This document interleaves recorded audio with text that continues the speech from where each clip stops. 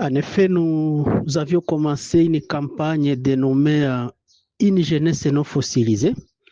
Pourquoi s'attaquer aux fossiles et pourquoi cibler les jeunes? C'est l'usage d'énergie fossile qui est à la base du réchauffement climatique. Qui a suivi à la télévision ce qui s'est passé récemment à Kinshasa? Merci beaucoup, applaudissez pour nous. Première victime, parce que lorsqu'il y a augmentation de la chaleur,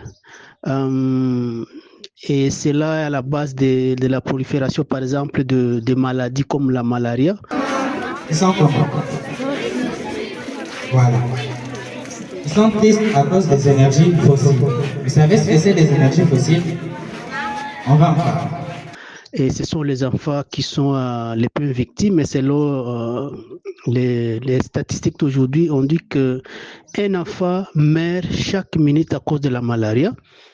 Lorsqu'il y a des inondations et que ça provoque des maladies hydriques, c'est toujours les enfants qui sont les premières victimes.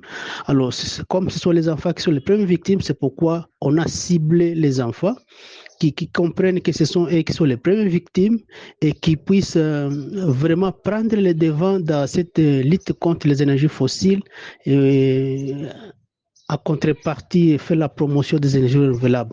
Et c'est pourquoi nous ciblons les élèves, parce que lorsque on enseigne un élève, au même moment, on enseigne toute une famille. Donc, les mêmes messages que nous adressons aux enfants suite aux conséquences des énergies fossiles et qu'il faut maintenant recourir aux énergies renouvelables dont le Congo a beaucoup de potentiel, ce même message va arriver au même moment dans les familles. Et les familles comprendront les conséquences des énergies fossiles sur les enfants.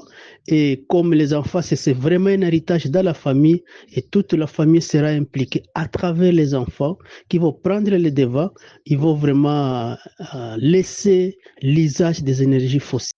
Et ainsi, on va aller de plus en plus vers une génération non fossilisée, épargner des conséquences des énergies fossiles, et dont ces mêmes enfants prennent le devant dans la lutte contre les énergies fossiles et promouvoir les énergies renouvelables.